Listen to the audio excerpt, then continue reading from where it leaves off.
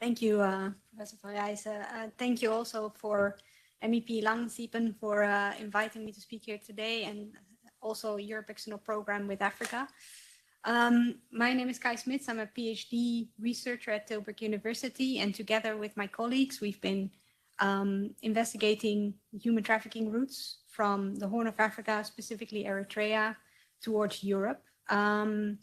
Some colleagues here at the roundtable have already mentioned the devastation of human trafficking, and we've really seen that as well in the research.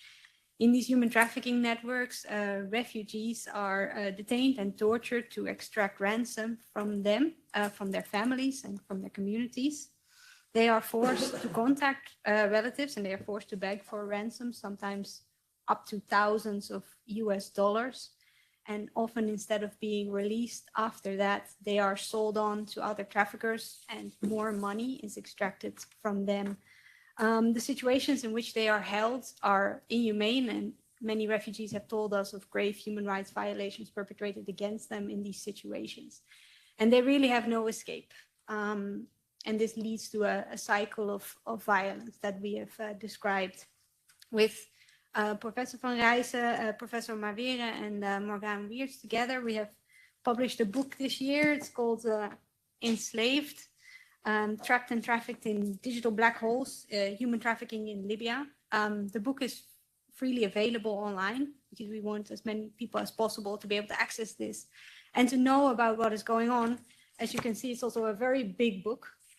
So there's a lot that is described in there. And we've looked at a 5-year period in Libya and seen what is happening to the refugees. And we've conservatively estimated that around 200,000 refugees and migrants have become victim to human trafficking for ransom over this 5-year period.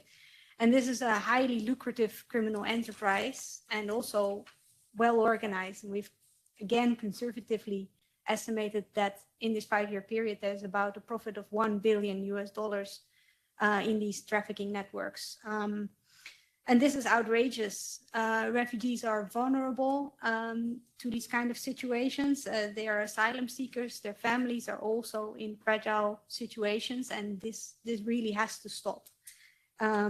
These refugees and their families need protection from this type of violence, which is still going on, largely unseen. We have found that the highly organized criminal networks operate in many different countries, including Europe, through agents. It's astounding that criminal trafficking networks that operate in this way are often also led by Eritrean perpetrators. 3 of the alleged traffickers at the top have recently been arrested in recent years and are also being prosecuted, John, Walid, and Kidane. But these are just some of the many names that we've heard from refugees that operate at the top level of these trafficking networks. We've also found that the Eritrean regime at the highest level is colluding with the trafficking networks to facilitate them and to keep Eritrean asylum seekers in enslavement. And this really has to stop.